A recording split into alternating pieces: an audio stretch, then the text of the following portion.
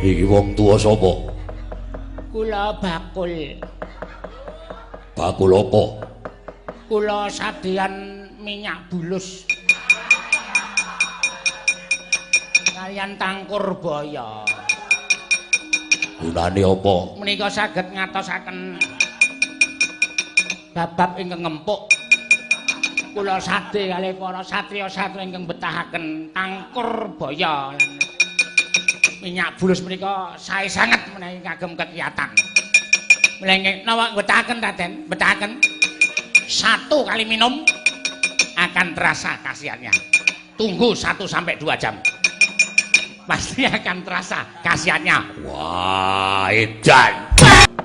Bargowo, rungokno nggih. Wong wadon sing kudu mbok ukum pati mau ora liya Renuka, ibumu Bargowo. Wah, morak-marik uripku. Bapakku pendhita sing ora iso nampa kahanan. Ibuku ramban-ramban tresna. Uripe Bargowo dadi kahanane kaya ngene. Tak sumpahke ning jagat wiwit dina iki. Satriya sak donya dadi mungsuhe Bargowo. Saben petuk wong aku satriya, wah tak wadung ndase. Wah, bagus.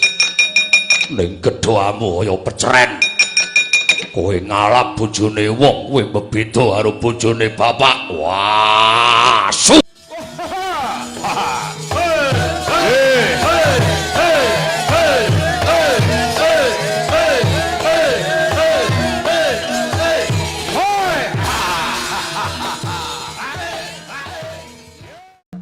sewu-sewu kalapatanipun ingkang rayi tadah wadana Kakang Prabu. Estunipun anggenipun sawetawis kula boten sowan wonten negari ing Maespati krana wonten perkawis ingkang ginebeng saklebeting manahipun ingkang rayipun wisanggeni. Ngaturuin ngobile sampun sawetawis wekdal kula menika nampi pelaporanipun utawi atur wadulipun kawula saking Jatisarana ingkang nalika semanten matur dhateng rayipun wisanggeni bilih semahipun kawula menika kala wau tumindak bidang utawi tumindak sedheng lamban tresna kaliyan priya liya. Monggo priya menika lajeng nyuwun pengadilan dhateng ingkang rayipun wisanggeni. Ewahaya anggen kula badhe paring pengadilan dhateng wanita ingkang sampun mrengkang saking pernatan menika kala wau. Kakang Prabu nuwun sewu menawi dipun keparengaken kula badhe nyuwun priksa menawi wonten satunggiling wanita ingkang boten setya dhateng kakung lajeng ngramban katresnan kaliyan priya sanes menika miturut pernatan Maespati kedah pidendhan menapa ingipun patrapaken dhateng wanita menika kala wau ingkang semunipun sampun wegah nampa warah nampik pitutur becik. Kakang Prabu Heriya jagat Dewa Bathara. Yai Penemban kula wonten paring adhawuh Kosik nggonku bakal rembug perkara iki bakal tak omah-omahi dhisik rembuking pun Kakang aja nganti keseluruh dalan sing kleru. Inggih. Ngene nggonku bakal ngomah-omahi rembug iki mau tak jupuk saka wong nambut silane ngakrama tegese saka wong omah-omah kuwi eneng werna 3. 1 golek kanca urip, angka 2 gula wentah turun kuwi yen duwe turun. Dene ingkang angka 4 ya kuwi netepi kewajiban saresmi kelawan judune. Inggih. Mekaten Kakang Prabu. Lan wondene wong kang duwe cacat, kuwi saka pamrayoganing pun Kakang luwih becik ora usah dadak saresmi sebab tan wurunga ming bakal gawe getune sing wedok utawa getune bojo. Inggih. Mekaten. Ingkang saklajengipun kula nyuwun dawuh dhateng Paduka. Kakang Prabu menggah menapa ing kedah kula patrapaken dhateng wanita menika kala wau, Yai Penemban. kula wonten paringat dawuh yen miturut paukuman Maespati kuna iki miturut paukuman Maespati kuna pernataning praja inggih pernatan praja wis nyebutake yen ana wong wadon sing wis duwe bojo mongko seneng karo wong lanang liya lagi seneng wae kuwi hukume dipecut nganggo pecut waja kaping 10 terus dipepe 3 dina mekaten Kakang Prabu ya iki pernataning praja sing tau tate tak waca menawi ngantos wanita menika kala wau sesenggolan kaliyan priya ingkang dipun tresnani mongko sanes semahipun yen nganti senggolan karo wong lanang mongko dudu bojone kuwi dipecut nganggo pecut waja kaping 20 terus dikum neng banyu sak mlonyoe mekaten ya kuwi pernataning praja lho inggih menawi ngantos wanita kala wau nglampahi saresmi mongko sanes kaliyan priya utawi sanes kaliyan semahipun tegesipun saresmi kaliyan tiyang sanes priya sanes menika hukumanipun menapa yen miturut pernatan Maespati kuna diketok drijine siji dadi tandha yen to wis tau cacat uripe diketok drijine ping siji sing siji supaya dadi pratandha yen to wong wadon mau wis tau cacat uripe menawi anggenipun saresmi menika kaping marambah makaping-kaping menika lajeng hukumanipun menapa kosek jane kuwi sapa to kuwi inggih menika kawula Jati Sarana Kakang Prabu Yai Penemban yen miturut pernatan Maespati yen nganti ganep kaping 3 nggone nglakoni saresmi karo priya mongko dudu bojone kuwi diketok tangane ingkang tengen supaya dadi tandha yen to wis tau cacat uripe menawi ngantos marambah makaping-kaping kuwi tegese kudu nampa paukuman sing abot sak ora-orane dipidana pati saka pernataning hukum negara Maespati lan diasap nganggo watu nganti mati dipun asap mawi watu ngantos pejah ya kuwi pernatan Maespati menawi mekaten lajeng menapa kedah kula tindakaken dhateng wanita menika kala wau miturut pradulipun semahipun ingkang sajakipun sampun nungsang kuyang pakartinipun gudel bingung sak karsanipun piyambak Gosek Yai Penemban anane wong wadon sing dadi bojone kawula Jati Sarana sing padul karo kowe mau kuwi ditelusur dhisik sabab musababe lan ditelusur dhisik perkarane apa sabab wong wadon liya kuwi janjane ya eneng perkarane perkara sing sepisan wong wadon liya kuwi sing lanang ora iso menehi kaya marang sing wadon kuwi adat saben sing wadon sok liya terus ramban-ramban golek sing iso nyukupi karo dheweke angka loro sing lanang ora katon cakrak ora katon sigrak kuwi dadi jalaran wong wadon bakal liya lah sing ping 3 iki wong lanang kuwi ora iso netepi jejere wong lanang tegese minggari karep tok ning wis ora iso nglakoni apa-apa kuwi dadi jalaran wong wadon liya arep gagah pideksa godhek wok simban jaja nek ora iso ngono kuwi dadi jalaran wong wadon liya lah teluning perkara iki ing dadi sabab wong wadon liya mula keluputan mau aja mbok tibake marang wong wadon ingkang liya miturut pradule sing lanang mau nanging telusuren dhisik kang kanthi adil sabab yen to nganti Yayi Penemban kuwi nibake pradata mongko singlar marang pengadilan ingkang bener bakale tetel kanalendrane utawa kabrahmaning Yayi Wisanggeni tur tumrap aku ciri gedheke wong wadon sing wis kepengin liya marang wong lanang sak liyane bojone kuwi janjane wis iso dingerteni siji wong wadon mau ora jenak neng omah kuwi dadi pratandha wong wadon mesti bakal liya angka loro seneng nyebut jenenge wong lanang sing dudu bojone mongko nyebut ping 20 sedina kuwi dadi pratandha yen wong wadon mau jane kepilut karo wong lanang mau. Inggih. Sabanjure titikane yen beda karo adat sing wis wong wadon mau senengane diandan mero-mero. Beda karo adat sabene kuwi mesti eneng karepe, kuwi mesti eneng karepe. Inggih. Gusti Yayi Penemban, kula wonten dawuh Kakang Prabu. Ndak sawang katon rengu pasuryane Yayi Penemban ora mawa cahya. Monggo sira Yayi Penemban kuwi dadi pujangganing Praja ing Maespati eneng wigati apa? Lan aku tak takon, wong wadon ingkang mulang sarak bedal-bedal kaya jaran ucul mau sak temene sapa?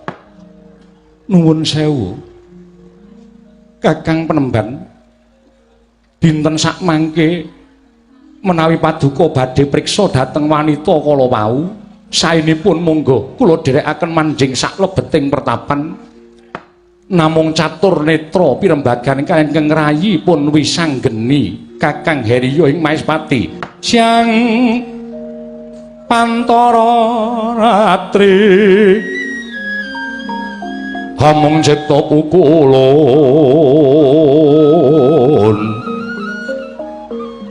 Om tanana liyan kaeksi mila katur kang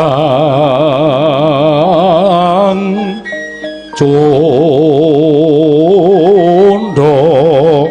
mandhe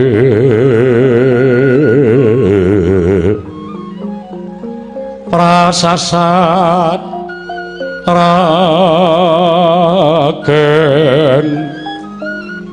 ulun kang sumembah mung gweng pratanto Prabu miang kagungan to sing sim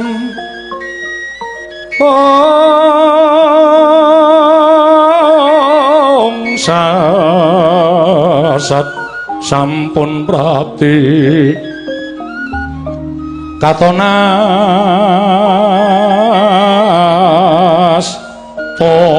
pukulun la tenara pati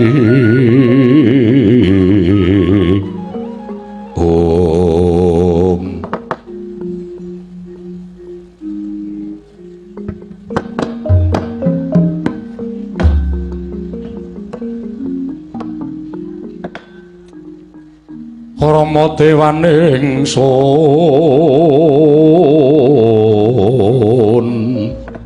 ing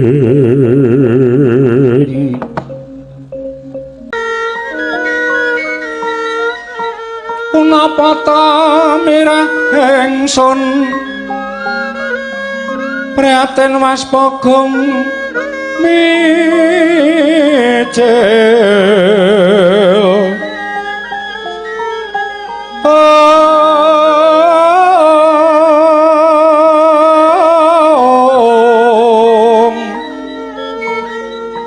dateng po karya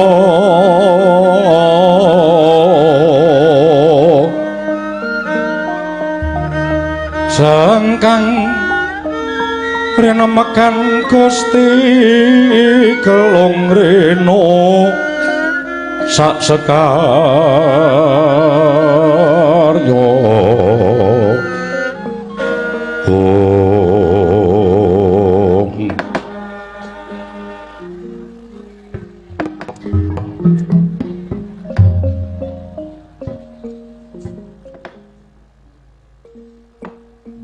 nuwun sewu Kakang Prabu. Istunipun anggen kula nganti dhateng jengandika mlebet saklebeting mertapan. Krana sampun ngantos kawanguran dhateng sinten kemawon. kawontenan ing jati sarana ingkang sat-sat sampun keblabak wujudipun rah letuh ingkang ngembet dhateng kabrahmanan kula. Jagat Dewa Bathara. Yai Resi, kula wonten dawuh. Ya. Satenanipun Kakang wis ngerti. Satenanipun Kakang wis ngerti nanging jaga marang derajat kabrahmananmu. Etok-etok pun Kakang ora weruh marang kahanan ingkang saknyatane. Ya kuwi lelakone garwamu Siretnuka. Lelakone garwamu Siretnuka ingkang persasat nyiprati raletuh marang pasuryaning Yai Penemban Wisanggeni. Nggone ramban-ramban katresnan karo pirang-pirang satriya Maespati kuwi janjane wis kawanguran dening pun Kakang. Kakang Prabu Herya lajeng menawi mangertosi kawontenaning kados mekaten mongko Retnuka menika semah kula, menika bojo kula. Kula kedah kados pundi? Menika bojo kula, menika ibunipun anak-anak kula sedayanipun. Nanging semunipun Retnuka sampun wegah nampa warah, sampun nampik pitutur becik. Wong salwangsul sampun kula ngertos pelapuranipun para kawula, ran rasanipun kawula sakjati sarana ingkang sami sumerep. Semah kula Retnuka ramban-ramban katresnan kaliyan satriya-satriya Maespati. Lajeng kados pun anggen kula badhe napakaken dhateng awak kula menika Kakang Prabu. Lho, Yai Resi. Yai Resi kuwi pujangganing Nalindring Maespati. Pujanggaraning kraton Maespati, kudune sing adil lan sing bener. Gandeng gone ramban-ramban katresnan ya kuwi Yai Retnuka mau karo satriya-satriya Maespati, mula saiki andum gawe perkara satriya Maespati mengko panjenengane sing bakal matrapi pidana sak murwat karo keluputane. Nanging aku njaluk aja nganti mengko mbancinde Bansiladan, tegese yen garwamu mbok bansinde nanging yen wong Maespati dimban siladan kudu sing adil. Aku ingkang bakal matrapi pidana karo satriya Maespati sing wis sedeng karo Retnuka lan Yai Penemban tak jaluk uga mentala menehi paukuman kalawan garwamu Retnuka. Aja nganti banjur ngembyah tekan endi-endi pakartine Retnuka mau. Yai Wisanggeni.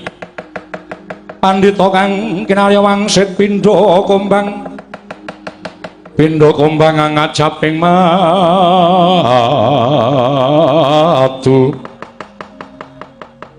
ngajaping matu sarining tawang ing menawi dawuh paduka Kakang Prabu Herya kados mekaten kula mboten badhe selak.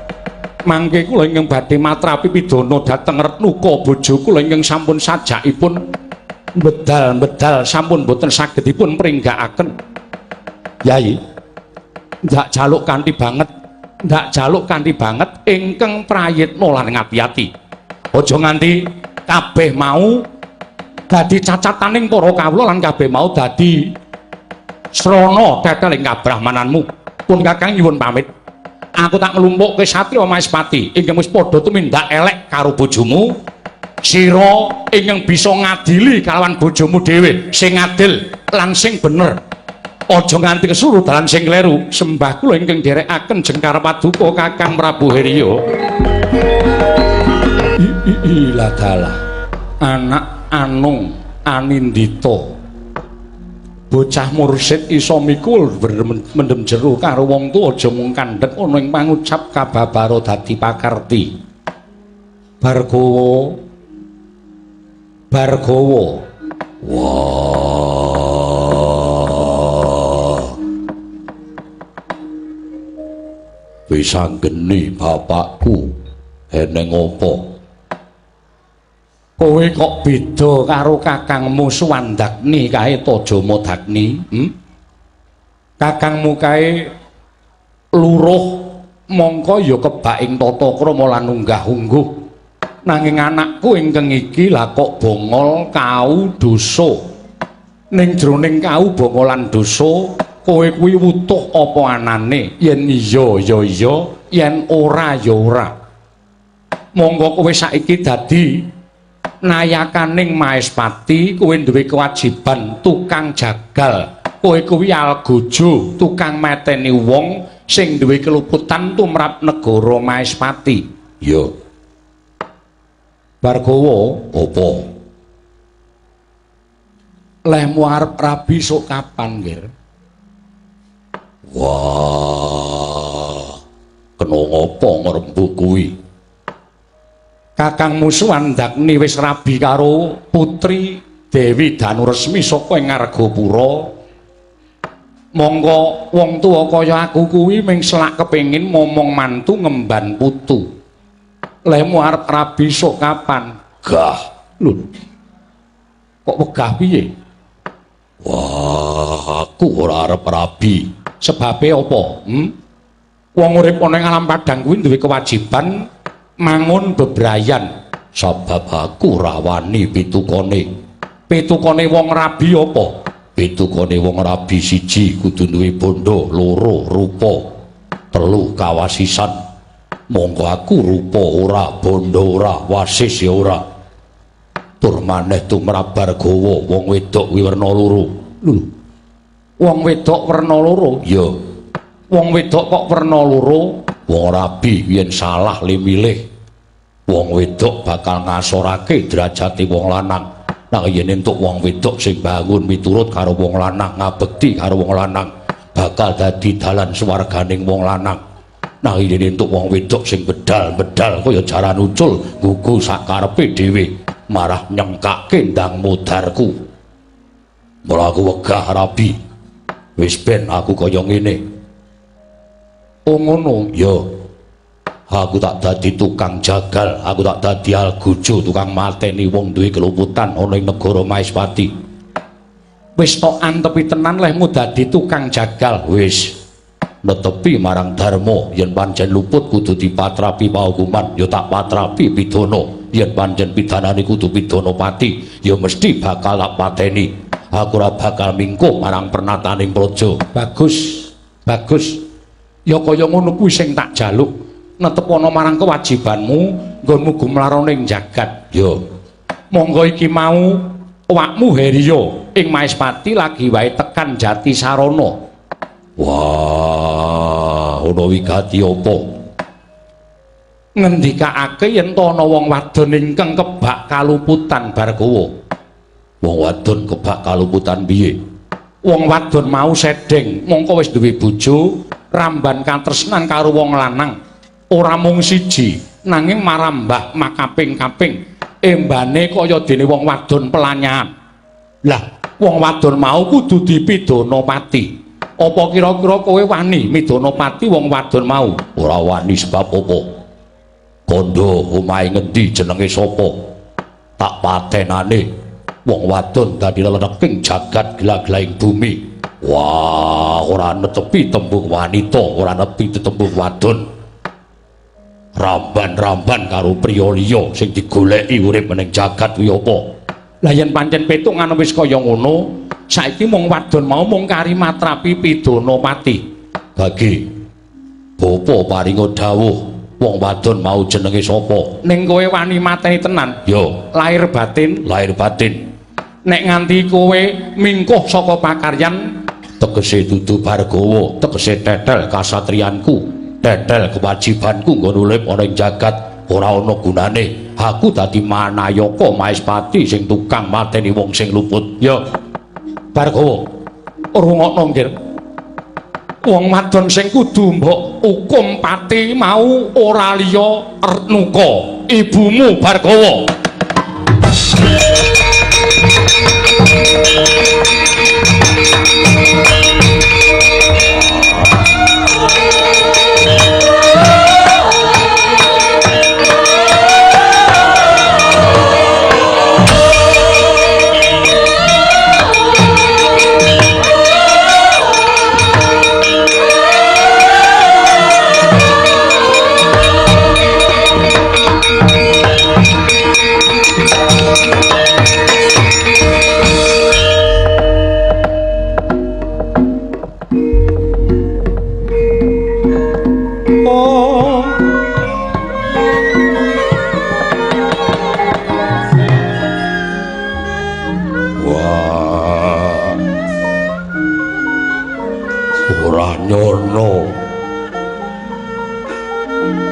yen to kudu mateni karo Simbok.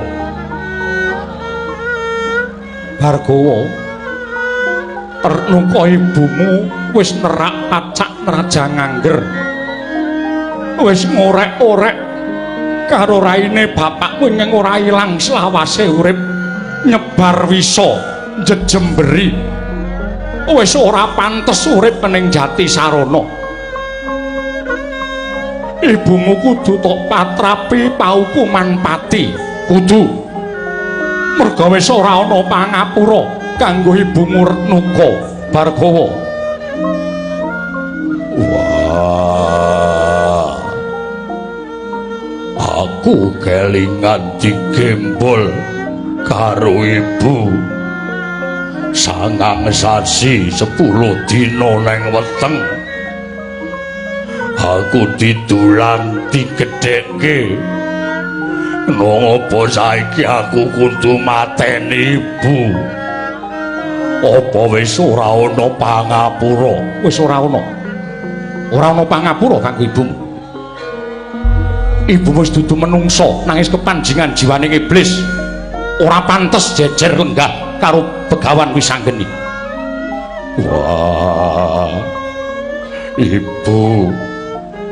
Apuranen Bargawa ibu. Bargawa ora mangkat tetel sumpahing Bargawa. Wah. Oh.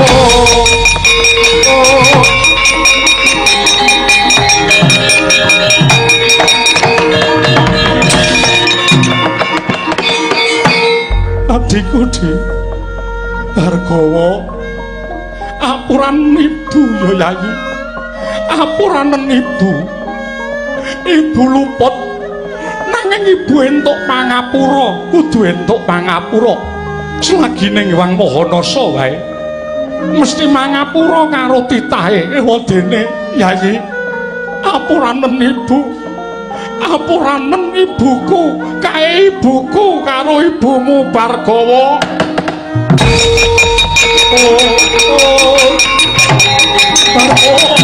Bargawa aja Yayi.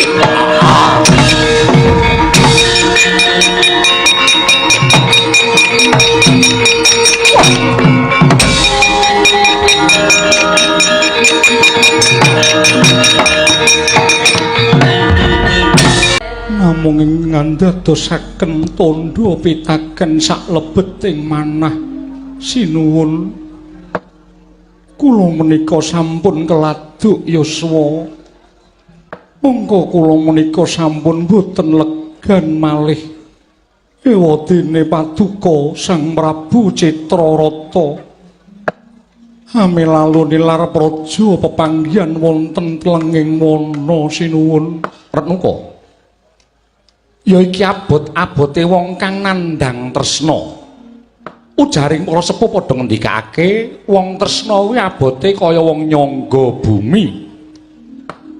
Nadyan sira wis ora legan nanging tanceping katresnaning Prabu Citrarata ora bisa ditandingke dening apa wae. Tresna kuwi wuta. Tresna kuwi uruping jiwa kang suci. Tresna kuwi ora kena disuwun, tresna kuwi ora kena dijaluk. Nanging rentul saka ing sanubari. Menawi mekaten panjenengan saged nampi dhateng kula sakwetahipun lan menapa wontenipun sinuwun jejimating Tilamsari sawang purnama cawayu menes kanantian iringmu kandham kamarutan sumbaga anuja prana dedeg wong gagah godhek wok simbar jojo. Rambutmu diore nganti tekan sukil. Kowe nganggo caweting walulanging kayu sapa? Lekno mripatmu gadekno gobokmu. Wah, aku anake lanang Simbok Renuka ya Babu Renuka. Aku Bargawa. Kowe sapa?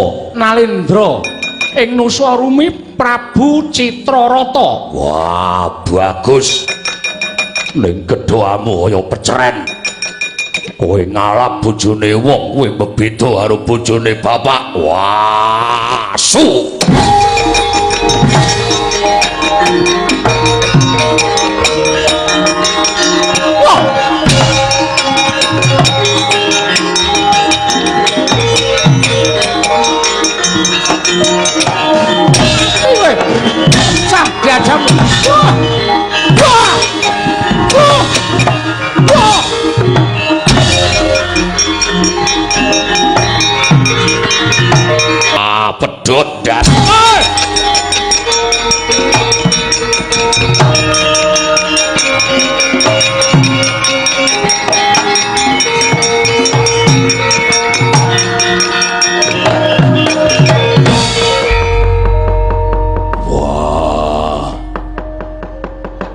lakon sing dikandhake bapak.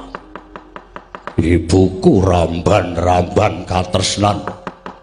Jebul aku weruh nganggo mripatku dhewe. Wah, Ratu Citrarata modal sigar dadi loro ndase. Perjurite bubar mawut. Wah, Simbok. Simbok.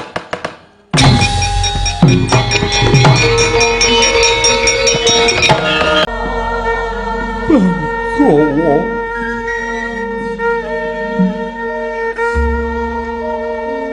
Aku dudu ibu sing apik. Aku dudu ibu sing becik, Ger. Simbok. Akeh sing bakal tak ucapake. Nanging kabeh mandhet ana ing telak.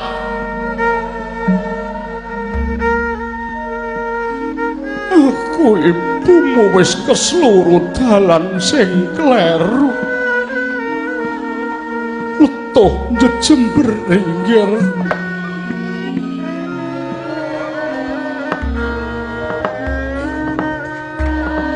Aku wis gawe wirang Bargawa. Wah, mestine kudu dipikir. Bapak dawuh karo aku, yen sibu ramban-ramban tresna karo wong lanang liya, atiku ora percaya.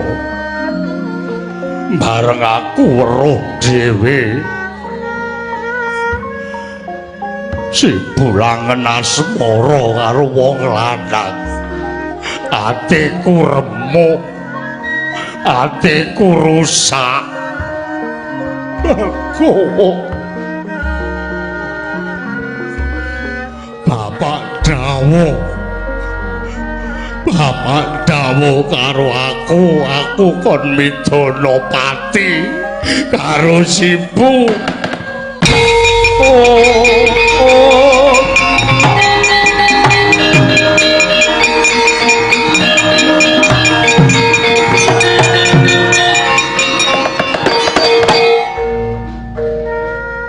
Anakku, Ger.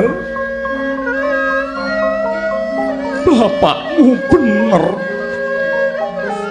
Aku wong wedok sing wis ora pantes urip ana ing jagat. Aku ibu sing ala, ora pantes urip ana ing pertapan. Letuh njejemberi makartine Retnuka ibumu. Gage aku patenono, Bargawa. Aku patenono cah bagus. Wah, kowe ibuku. Aku tau tok kudang, aku tau tok gendong, aku mbok gembol suwe nang wetengmu. Aku menungso dudu kewan. Bargawa, yen kowe ora nindakake dawuhe bapakmu, mungko dawuhing wong tuwa kowe iki ibarate dawuhing sing kuwasa. Aku ikhlas, Ger. Aku ikhlas mbok pateni. Simbok. Oh.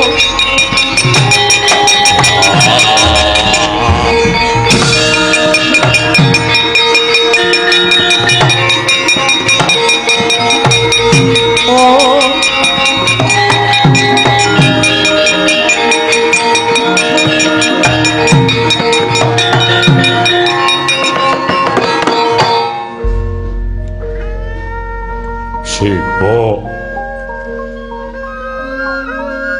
supaya tanganku aja keregetan getihmu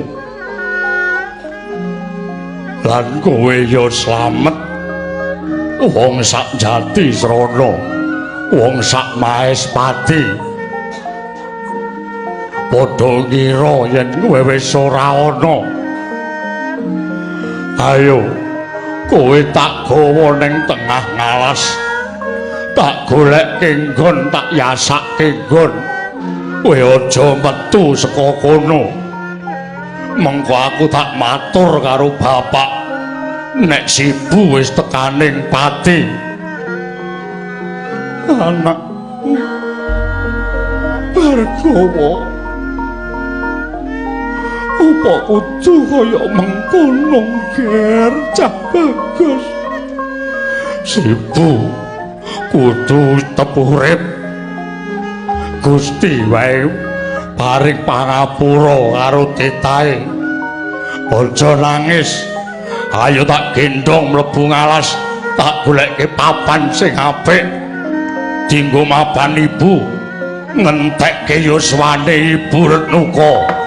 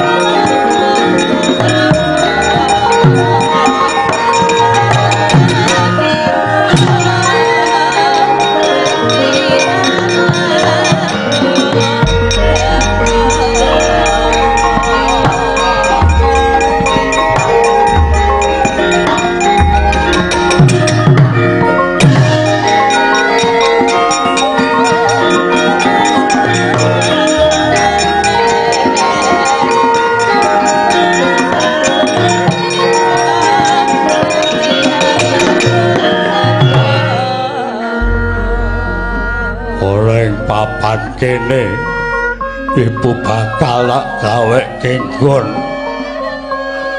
iya Gen ngaturake panuwun sumurup kaya kula apa sing tak lakoni saksuwene iki jebul pun ibu ngambah dalan sing kleru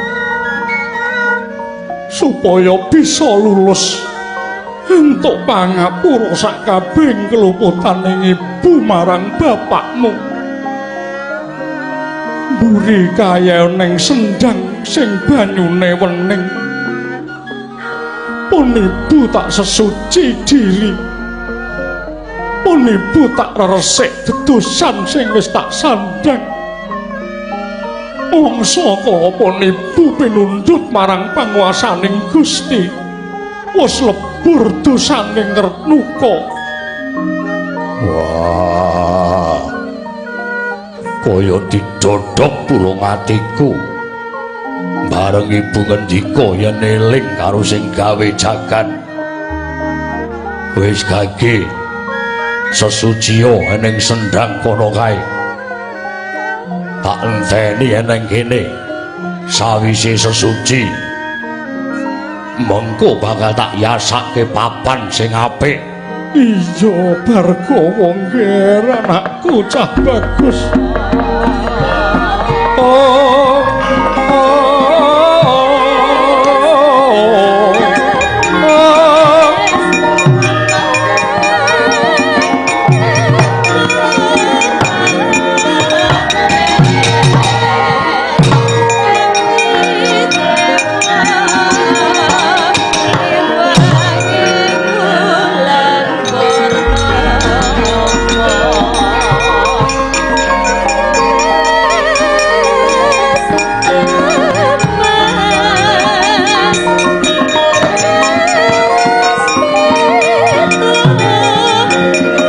dene wis ramban-ramban tresna kaliyan sak kathahing priya ing Maespati. Ing cipta kaya wis ora ana pangapura. Amung dalaning pati ingkang nedya denambah sigra kathak ngunus patrem. rekadak ngono sepatem nalika semanten sinartan tingkem netra patem den tujahake dada pener jantung bedah punang jantung sirna margalayu sang Retnuka kuwanda kumambang ing toya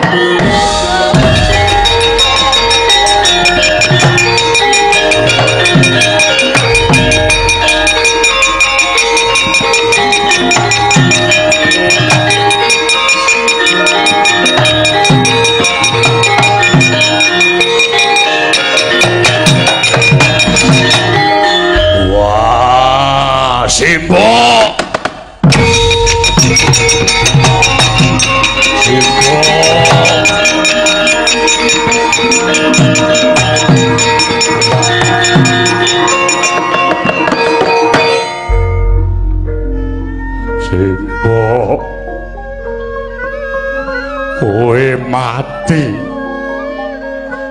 kowe nglimpe karo aku Simbo aku njaluk ngapura Babur Nuka Bobo Penemban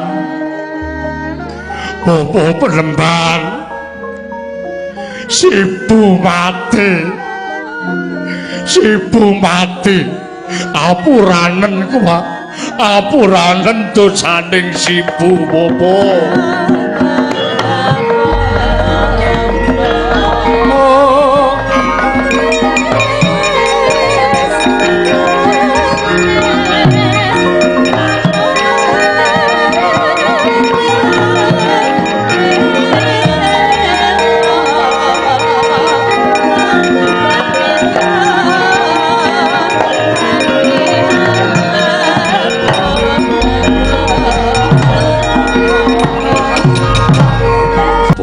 Penemban juga ronggonmu topo Bobo Wisanggeni Sibu Sedo Bobo apuranen dosane Sibu Sedo Bapak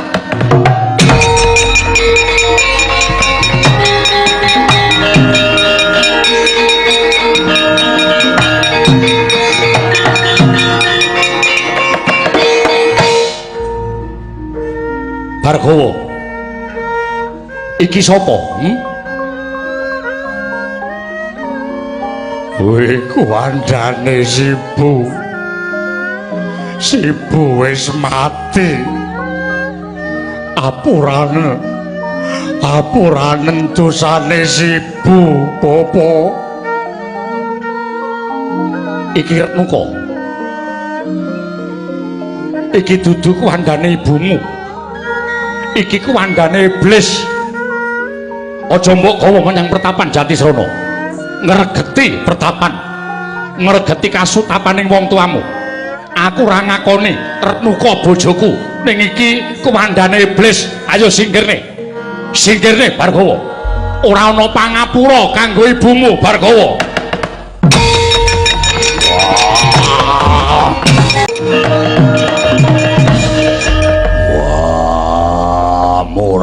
Marik uripku bapakku pendhita sing ora iso nampa kahanan ibuku ramban tresna uripe Bargawa dadi kahanane kaya ngene tak sumpahke ning jagat wiwit dina iki satriya sak donya dadi mungsuhe Bargawa saben petuk wong aku satriya wah tak wadung ndase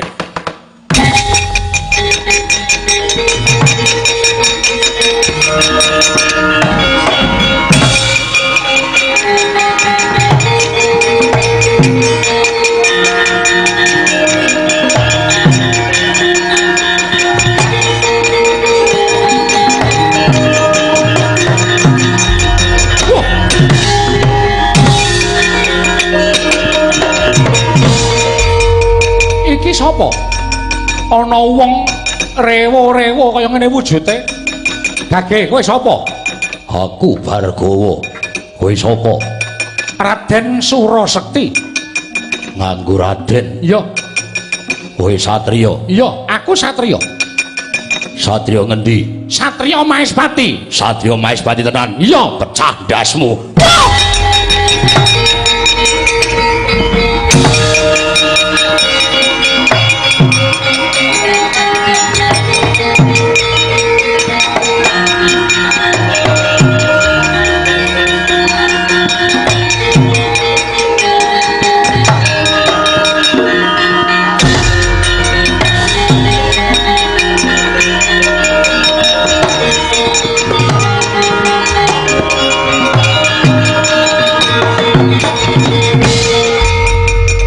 Sapa?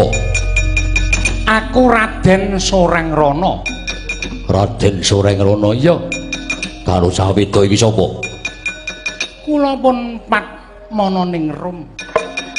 Patmana Ningrum. Inggih, Raden. Panjenengan? Aku Bargawa. Kowe lanang wedok ora wancine, runtung-runtung wong loro iki bojone udu. Bojone udu. Iki dudu bojoku.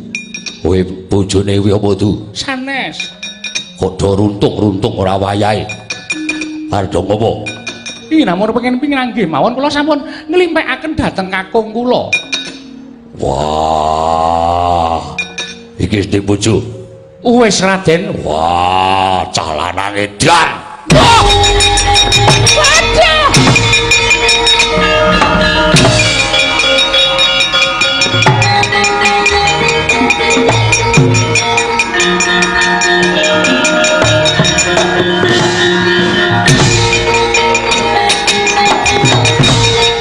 Sopo iku? Aku Raden. Raden.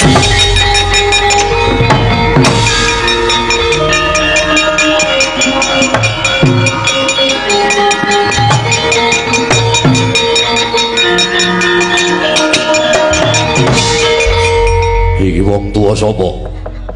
Kula bakul. Bakul apa? Kula sadeyan minyak bulus. Kaliyan tangkur baya.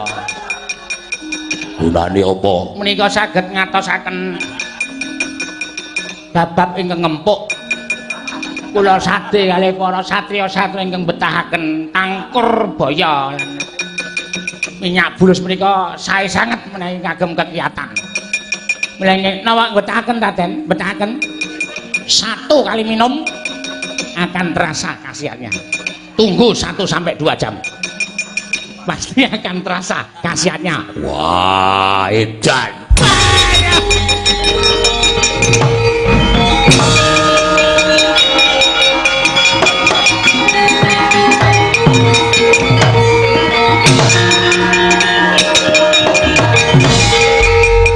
Wong nganggo blangkon iki sapa? Kula yoga. Yoga. Nggih.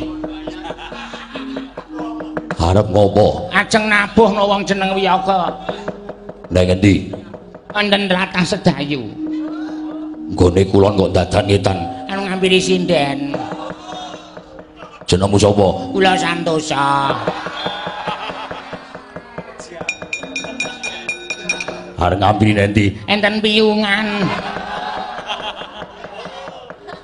Ngampiri kok adoh men. Angge semangat nyambut gawe niku nek iso ngampiri sinden kaya. Dipun sengis kopiyungan tengah Sedayu nek wis lumayan. Terus nek serampung kuyon-kuyon baline endi? Nggih gumantung no. Anggere kula ceblek niku nesu nggih mung kula balekke ngomah. Nek kula ceblek niku meneng mawon lah niku pancen niat kula pancen kaya ngeten niku. Panjenengan sinten Raden?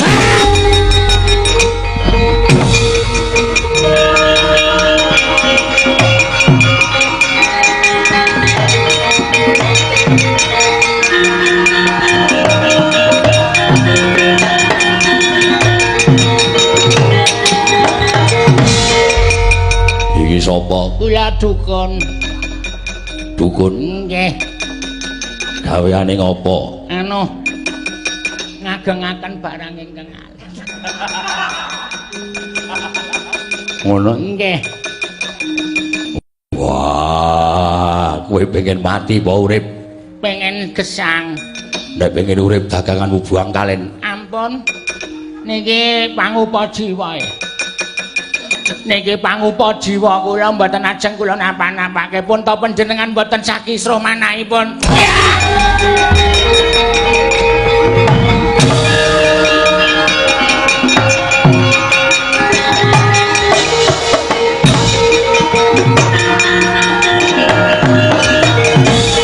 Blasah kaya babatan pacing.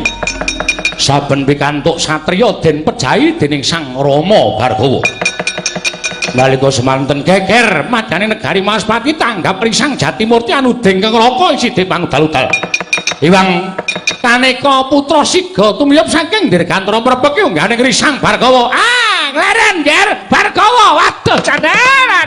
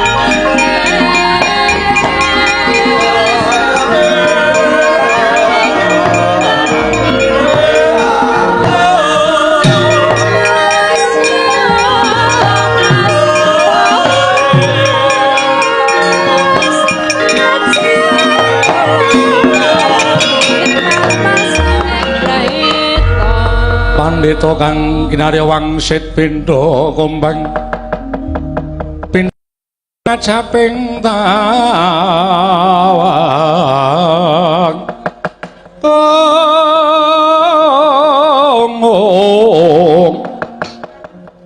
susu angin ngendi nggone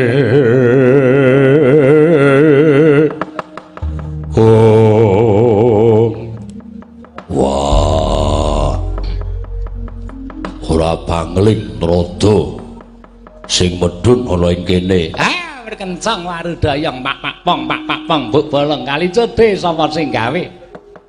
Leren Bargawa, leren. Nek mbok teruske kabeh satriya sak Maespati padha cures ora ana ingkang urip. Merga ora ana ing kedukunan iki krida kita. Ya men. Lho, ya men piye? Wah, pancen wis dadi pengajabing ati. Ora bakal aku mendho wis tak sumpahke kabeh satriya sak jagat dadi mungsuhe Bargawa. Nek ngono kuwi ya ora apik kok ya ora apik. Ora apik ya men, kowe sisan tak wadung. Kosek. Wah, jan bocah iki nekat nek nesu kaya ngono ta. Apa jaluk tak katutke dosamu. Bargawa. Piye? Ya bener kabeh kang dadi urip kita mau pancen diorak-arik kelawan kahanan. Wong atua kita kerem olah kabrahmanan ora gatekke marang bojo wekasan bojone bedang karo wong liya ya ibumu Renuka.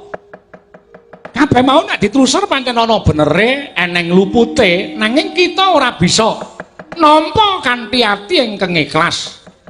Mubal babal karepson kita sing tok salahke sing tok luputke kabeh satriya sing laku sedeng karo wong atua kita ya kuwi ibu kita Renuka. Banjur anggere ketemu satriya tok pateni, mongko urung karuan nek laku bedang karo mbokmu kabeh tok pateni iki apa kuwi pengadilan sing apik. Mangsa borong li padha ngarani lan monggo anggone nyawang saka ngendi. Perkara apik lan ala tak pasrahke karo sing gawe jagat ning mungguing Bargawa iki caraku nggonku golek pengadilan. Iya, ning kleru ya men. Wah, mak teratap ya aku. Nek mbok bres ngono, wah wadunge iki nganti waduh. Abang kaya ngono gupak getih. Rambute barang sing cemantel ning wadung. Kowe sisan kuwi cendhalke nang kene. Ora sah. Engko dicendhalke malah ora garing. Ngene ya, Nger. Lah terus karep kita piye? Aku golek wong sing iso napaki kridane Bargawa. Sing iso nandingi kanepsoning Bargawa. Sak dhuwur-dhuwuring langit isih ana ning langit. Hage nek pancen kowe weruh tuduhno Gampang. Besok bakal ana turuning Partawirya ning durung lahir. Saiki durung lahir. Ya kuwi anak Partawirya. Ingkang besok keduga bakal napaki krida kita Rama Bargawa.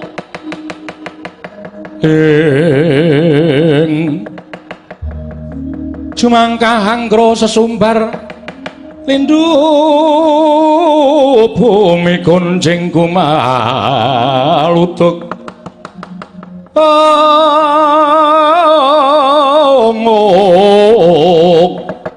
maluduk kuntur ketuk lumembak penyukang kumambang. Wah. Menungsane durung lair. Iya, pancen durung lair. Sinambi ngenteni tekani menungso sing iso napaki kridane Rama Bargawa. Aku arep dadi pendhita Wulandara. Pendhita Wulandara ora duwe dadah, ora duwe pernah. Aranku Resi Rama Bargawa.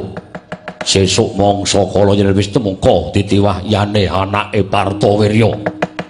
Bakal tak goleki supaya iso napaki kridane Rama Bargawa. Ya wis kono lakonono laku kita. Kita wis ora kena dikandhani wis mangsa borong.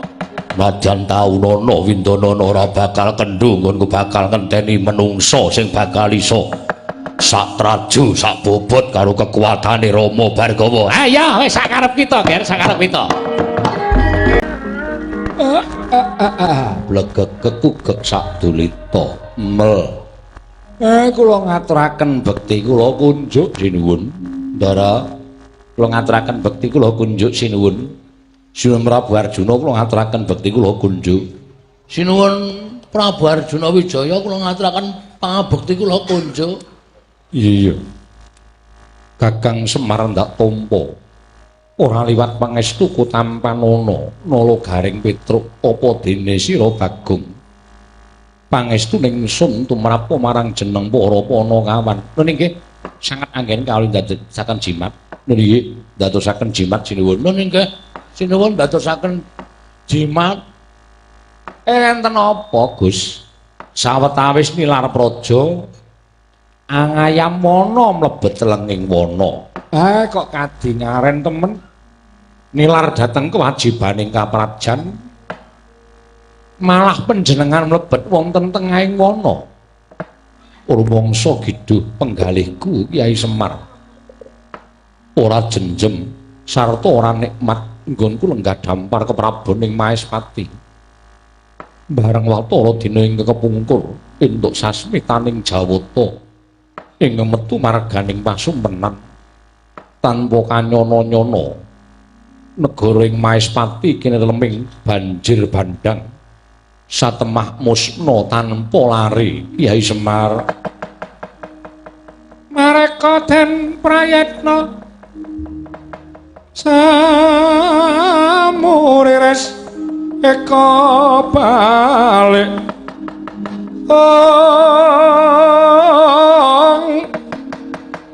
titiyani gandayani trisanya purnama sasi kilar-kilaraning tengah latar milang lintang Bima Sekti.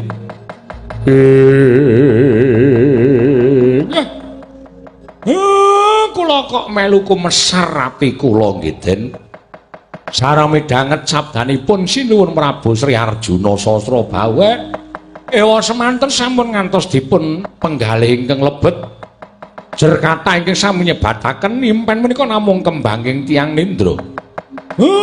Muga-muga dewa paring pangapura dhateng kawontenan negari Mahespati. Tutna laku jantraku angayam wana lasak telenging wana wasa supaya wening pikiring Prabu Arjuna Sasrabawa Kakang Semar. Wah. suwe nggonku ngidri jagat dadi pendhita Ngulandara sinambi ngenteni wektu sapa ingkang bisa napaki kridane Rama Bargawa ana wujuding Narendra ditutke Panakawan mlebu delenging alas. Wah, mbok menawa iki utusaning dewa supaya iso nyirep marang kahanane Bargawa.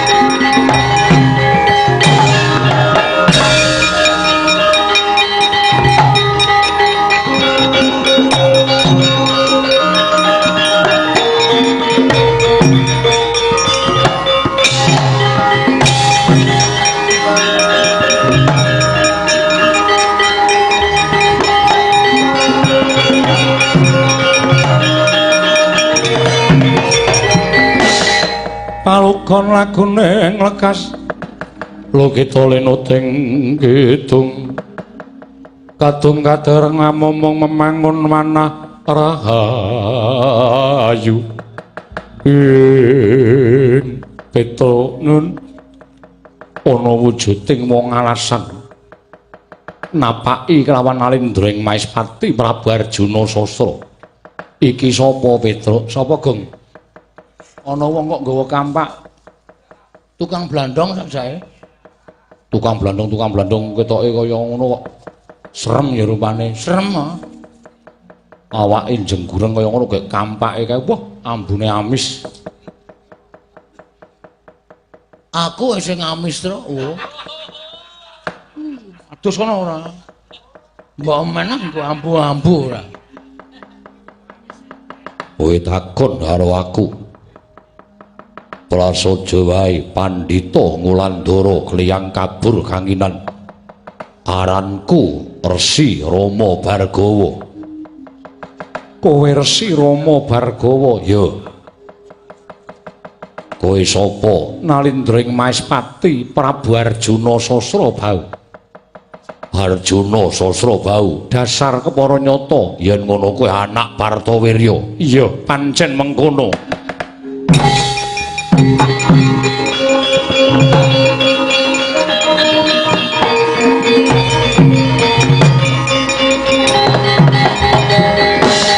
Wah.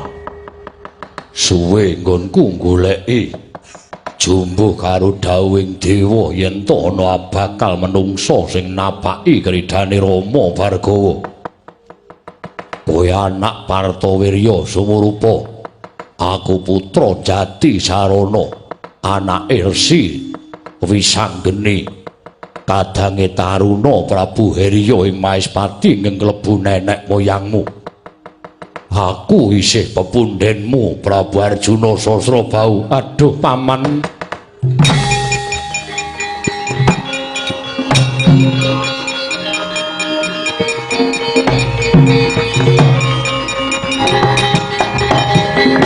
Gunjang ganjing langit kelap-kelap katon lerkin sanging risang mawe gandrung sabaran katulu wukir moyak mayik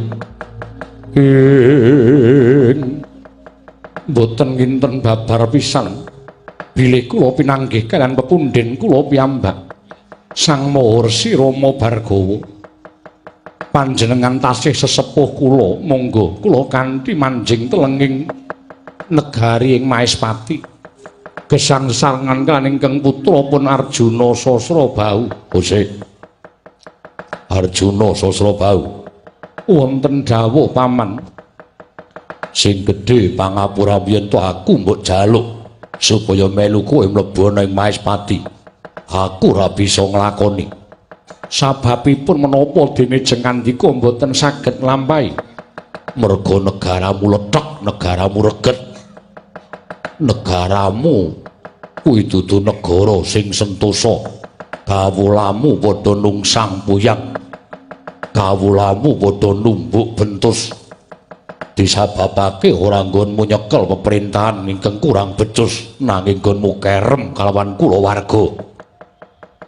Liripun kados pundi dene Paduka paring dawuh ing mekaten Arjuna.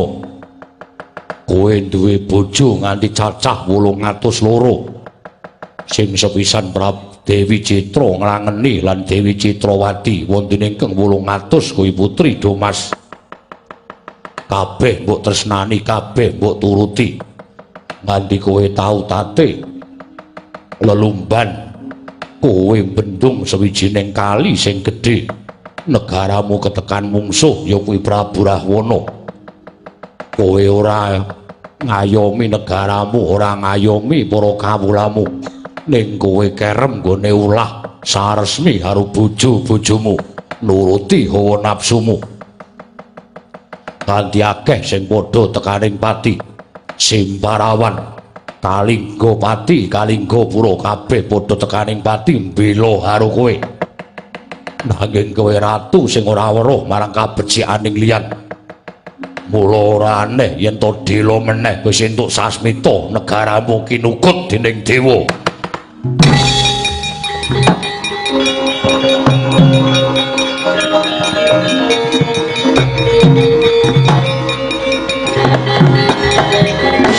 Gunjang ganjing langit kelap-kelap katon lirgin sanging risang mawe gandrung ingkang mestine aku ngajeni marang sira Rama Bargawa nanging nggonmu ngias marang Prabu Arjuna Sasrabau kaya wis ora entuk pangapura saka Narendra ing Maespati. Bagus, pancen kuwi sing tak ajab.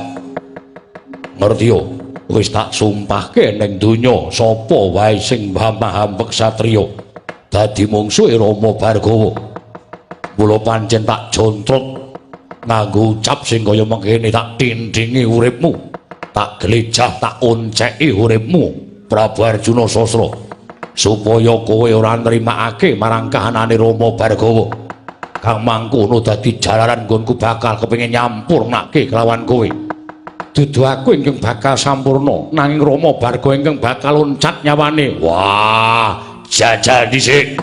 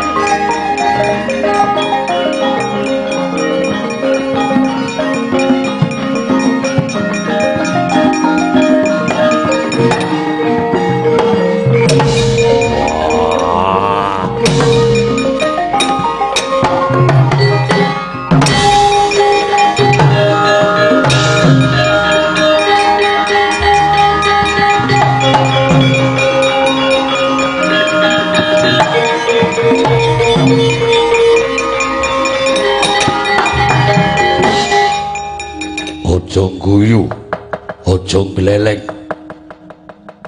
Pancen lakoni wulet kulitmu atos balungmu Arjuna Sasra. Nanging kowe kuat nadai gandhewane Rama Bargawa. Aku ngaku kalah karo kowe.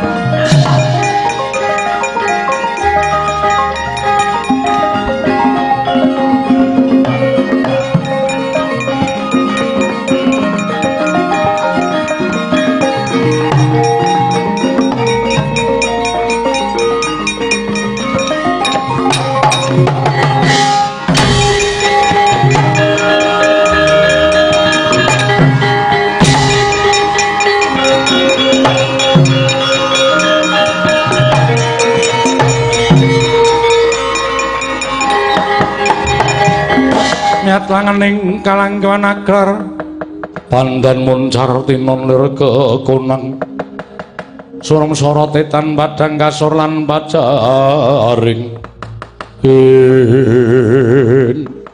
kenging gandewaning risang Bargawa kuntal kaprapal nenggih Sang Prabu Arjuna Sasrabau sigra mantam Triwikrama ical wujuding nata Maespati wujud yaksa sak pitung gunung gedene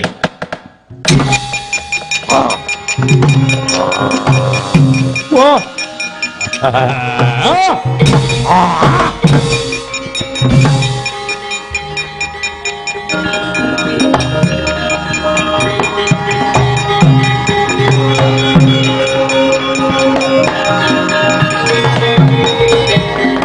tanggaping gati risang Bathara Wisnu ya Sang Hyang Suman nalika semanten mulat Sang Arjuna Sasrabau tumangkar kamurgane kaya sora betah mapan singasana palengganing Sang Mas Arjuna Sasrabau sigra mijil sangangganing risang Arjuna Sasrabau nenggih Sang Hyang Bathara Suman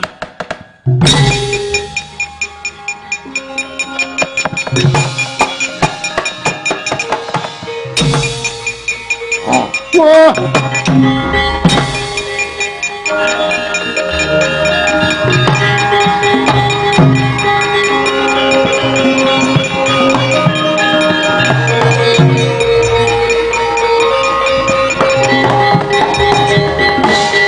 nyuwun pangapunten Pukulut dene paduka nilar dhateng jagat kula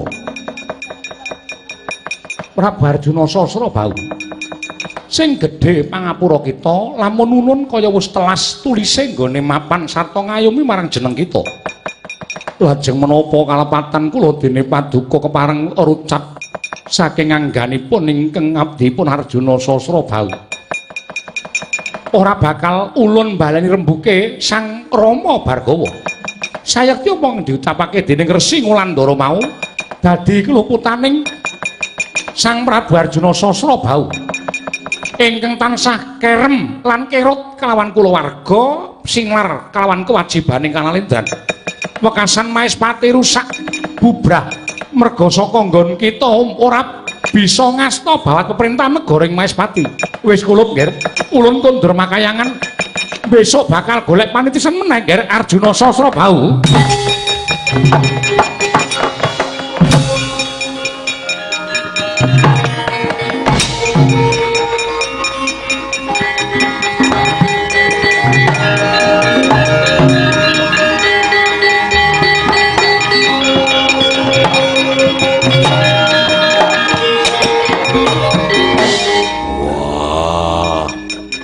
wis ringkih wis kelangan yoni wah pokok tekan semene critane Maespati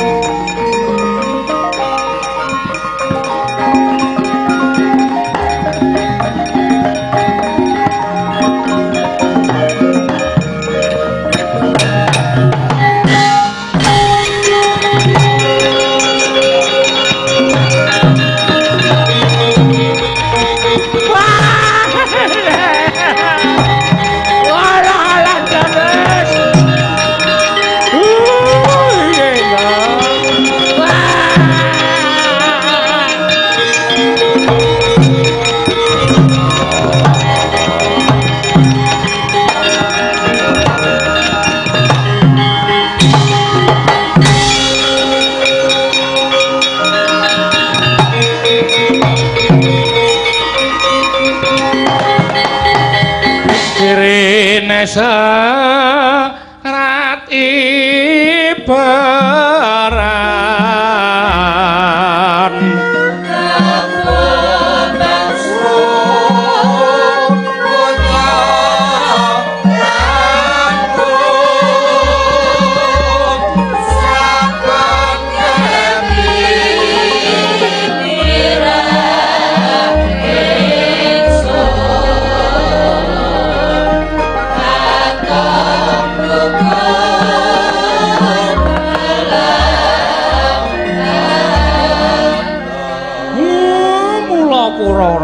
nglakoni weruh anggenipun tanding yuda kalih Rama Bargawa. Wiwit sampeyan ngendikake nek ngimpi negara keblabak banyu ilang musna. Apa pancen wis dadi keparinging dewa Maespati namung pogok tekan semanten critane? Mboten wonten ingkang nerasaken alur sejarah Maespati, Ndara. Kumleyang wadunge Rama Bargawa tumameng dada bengkah. Sampeyan sedo, Den.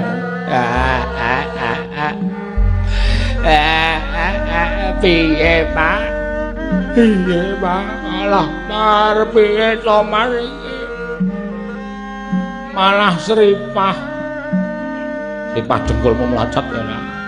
Sinuwun Prabu Seta malah tremongan kowe. Dole. Pancen wis dadi keparenging Jawata. Kudu kaya mengkene lakone, ha? Ayo. Golek pasuwitan meneh. Napaki dina, napaki sasi, napaki taun, Petruk.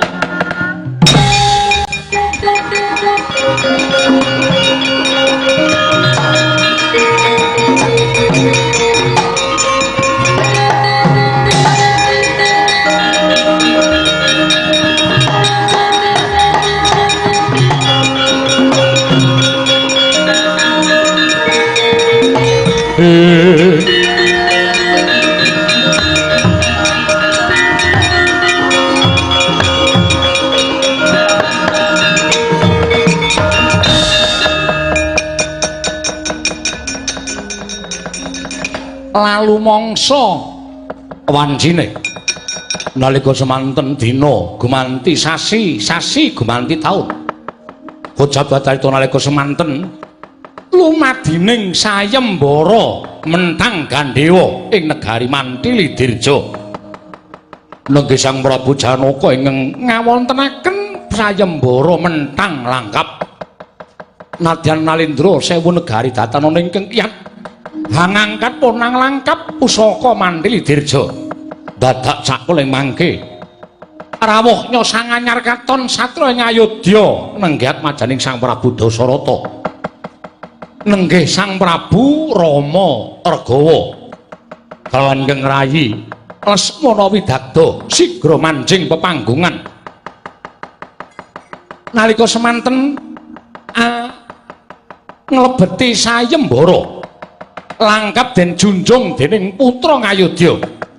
Den penentang punang langkap gumerit suarane temah putong punang langkap ger surak mawurahan Wadyabala Mantili Dirja. Ngraosaken bingah raos ing manah kula pangeran dene jengan dika sesemban kula sang Rama Rega ingkang kedugya mentang langkap pusaka Mantili Dirja. Malah sak mangke sampun kawisuda kabriwada menang hanyeti dhateng ingkang rayipun Rekyan Warasinta garwaku wong ayu. Pusineksen dening para sepuh negara ing Mantili klebu ngatuhamu Kanjeng Rama Janaka uga wis paring pangestu nggonipun Kakang kelawan Siadi nglakoni urip bebrayan Sinta kasinggihan mekaten Kakang Mas kula nderek mangayu bagya sekepi jumurung Kakang Mas. Iya Yai Lesmana gawe bombong penggaling pun Kakang Yayi. Kula nggih nderek bingah nggih Den. Iya Petro. Kula nggih selamat nggih Den. Iya Bagong ngaturake panuwun. Ndara Sinta mau le dandan kok suwi ya, Gong. Aku muni Sinta kok jukoke Kresna ya. Keberbekan gamelan. Ya ora wong seru kok. Sinta ngono. Bukake blek iki tak kira njukuk Sinta kok Kresna iki lakone Wahyu katentreman Mbah ya. Ya ora. Ya saking kuwure ya, Gong. Yayi. Gandeng wis entuk idi palilaing para pundhen peni sepuh negara Mandili. Mula yen to ora ana apa-apa ingkang dipenggalih dening Kat Yayi Rekyan Warasinta. Ayo. Ndak kanthi manjing jroning rata, ndak boyong prapteng negara Ngayodya. Jiwaraga kula namung paduka Raden ingkang wenang hamurba miwah amisesa Raden.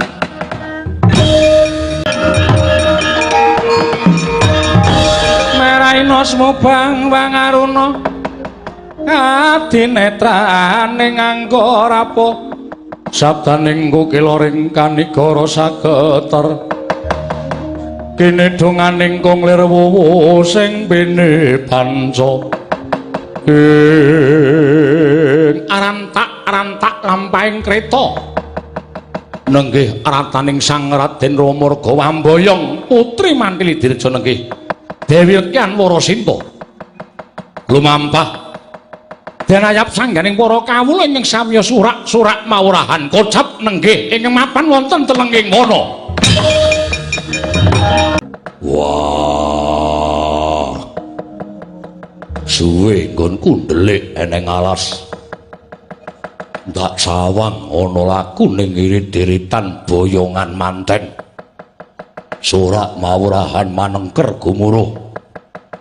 Anak Ngayodya Rama Ragawa ya Rama Wijaya ingkang kasembadan mupu sayembara Mandili Dirja Mboyong Rekyan Warasinta. Dawing dewa apa pancen iki Titis Wisnu ingkang bakal keduga napaki Rama Bhargawa.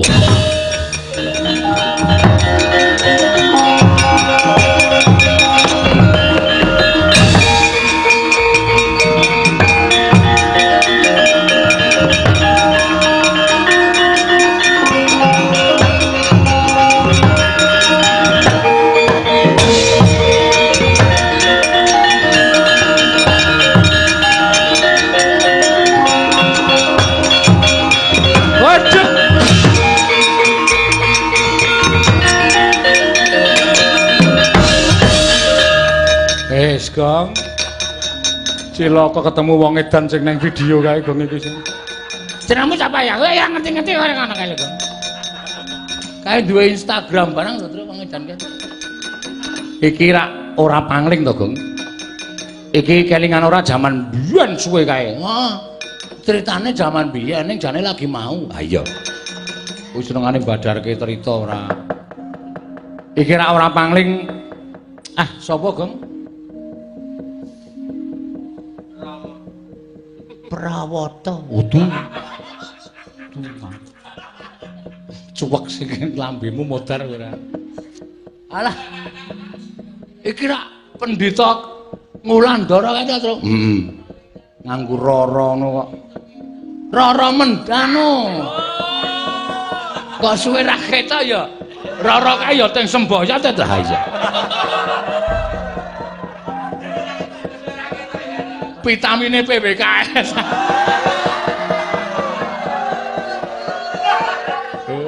Lho, kok cengengesan kabeh kae lho. Ayo kaya ndang rumangsa boncengke. Gegere do bolong. Ha iya. Ha kesenengane sik bindeng anggere entuk kae. Mempenge ra jam mbok tekan pucuk gunung to. RC-ne kae. Apa ya kuwi apa ya? Udo kae wedoke. Iki lak ranang. Sapa Petro? Dangu mawon to. Iki ana pandhita nyandange cara resi nanging lha kok pewujudane kaya ngene. Ditepungake. Pendhita Ngulandara aranku Resi Rama Bhargawa. Resi Rama Bhargawa ya. Kowe sapa? Putra Ngayodya, Raden Rama Wijaya ya Raden Rama Ragawa. Ana wigati apa Bhargawa dene kowe mapaki laku ning Rama Ragawa. Iki aku mboyong lawan garwaku ingkang bakal ndak kanthi kundur marang negara Ngayodya.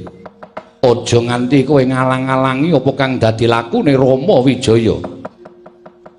Yen kowe iso liwat dalan kene, ngliwati Rama Bargawa tegese slamet uripmu selawase. Lah, ra tenan to.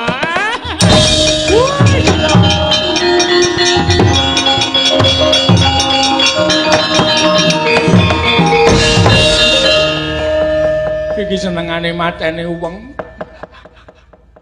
Gelo kae kampake segupak getih kaya ngono kae. Bar nggo mbadhate biawak kok ya ora. Rama Bargawa kok mbetheti kewan gong mbok ya sing nalar pikire iki. Kena ngapa dene? Panjenenganing Resi Rama Bargawa paring dawuh mengkono Ora usah dadak takon. Yen pancen kowe bakal liwat dalan kene, liwat ana Rama Bargawa slamet tekan Ngayudha. Yen mau pancen kaya mengkono, aku mung kari manut. Aku mung kari manut apa ing dadi keparengi Rama Bargawa bakal ndak ladeni. Kowe iso menang. Kowe iso nyekel langkap Mandili Dirja nganti putung. Aja gembelo sirahmu. Yen pancen kowe satriya digdaya gage gendhewane Bargawa iki putungen.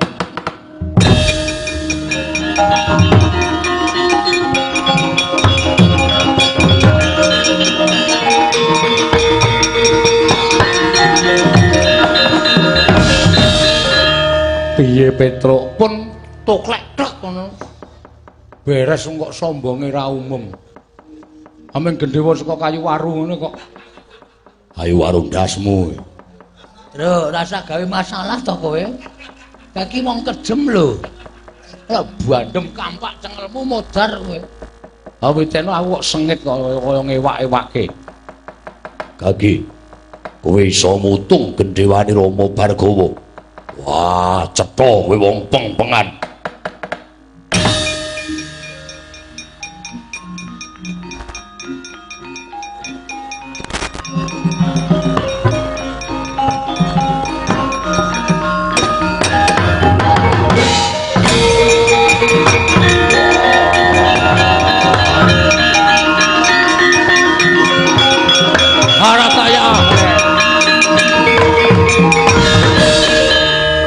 Mula aja sok sumbar ndak aber, aja sok kibir ndak kejungkir. Di atas langit masih ada langit. Sampeyan iso ngleling kaya ngono, saiki sampeyan sumbar kowe iso mutung gendhewaku dadi wong pengpengan. Daraku wong pengpengan. Aja sembrono.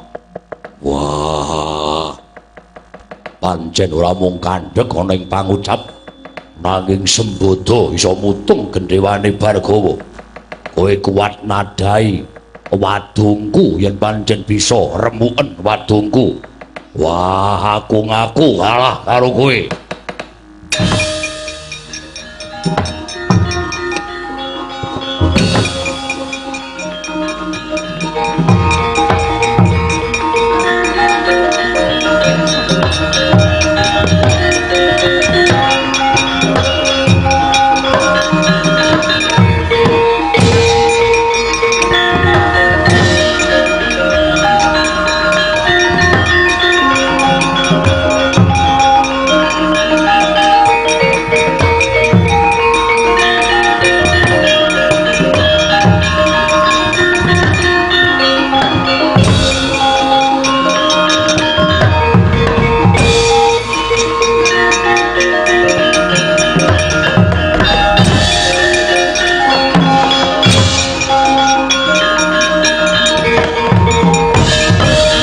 Mleyang wadunge Sang Rama Bargawa.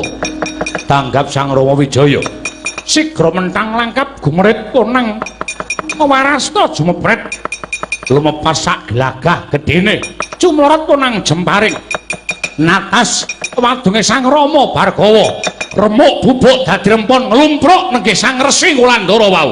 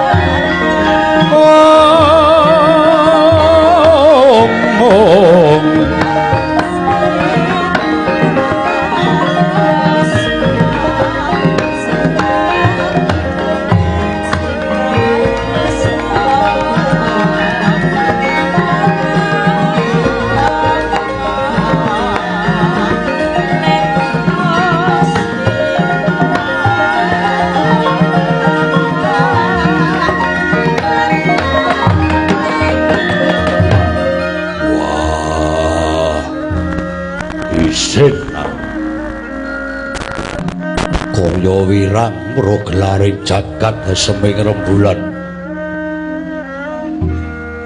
Aku ngakoni keunggulanmu Rama Regawa. Bargawa, yen to wis kahanan kaya mengkene sira bakal darbe atur apa? Aku pasrah pati urip, aku pasrah jiwa raga patenana, aku ora bakal selak. Yen to wis ndak perjaya apa kabeh perkara bakal rampung. Kang mangkono sira bakal ninggal dedosan ingkang tumpuk matumpa-tumpa. Bargawa, sayektine Rama Bargawa katarungku marang mubal babaling kanepson awit tumibane lakon ingkang sira sandhang. Wong atuamu hamberung marang kabrahmanan wekasan ora mikir kalawan kulawarga. Nganti ibumu laku bedang kelawan para satriya Maespati, wekasan ibumu dadi korban. Jroning ibumu dadi korban, sira Rama Bargawa ora bisa nampa kasunyatan kanthi ikhlas, ora bisa nampa marang kodrating Hyang Mahanasa, nanging nuruti marang mubal babaling kanepson. Wekasan dadi sarana dumadining korban pirang-pirang satriya ing padha mati siya merga saka wadungmu. Rama Bargawa, sayekti lamun sira gelem gelar sarta nggulung kelawan lelakonmu, ora kaya mengkono lelakon ingkang kudu mbok sandhang. Mula kang sangka kuwi wigati tumraping titah ana ing jagat, mbuh derajat satriya, mbuh derajat brahmana, mbuh derajat nalendra, ingkang tansah kudu nduweni marang jati diri ing wekasan bisa ngendhaleni marang diri. Yen to tan ora ngerti lawan jati dirine sarta satemah ora bisa ngendhaleni diri, kang mangkono gampang katarungku marang nepsu, katarungku marang mubal babaling kanepson, wekasan tumindak hamberung datanpa pitung. Bargawa, kasektenira, kabisanira lan kawasketanira sayekti dibutuhake jagat, sayekti den butuhake dening jagat sawigung sarta kawula ingkang kabeh urip ana ing jana luka. Kena ngapa kabisan, kena ngapa kawasketan, kasekten lan kuncaraning Pandhita Ngulandara ora mbok gunakake kanggo tentreming jagat, nanging malah mbok gunakake kanggo ngobar jagat. Oh Bargawa, yen to sira madheg sawijining Brahmana Ngulandara ingkang tansah duwe watak tanduk aris ulat manis ing cipta demen tetulung adoh penggawe cidra, ngalah tanang gunggung diri demen gawe senenging liyan. Sayekti jagat iki kaya kinayoman dewaning katentreman ing ngasipat Rama Bargawa.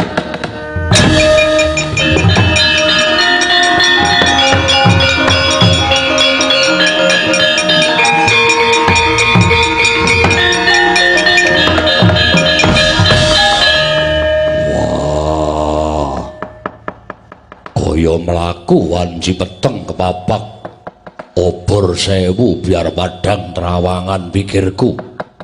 Rama Regawa, kanggo nebus dosaku nggonku mateni para satriya sing wis pirang-pirang cacahe seksenana jagat saisine.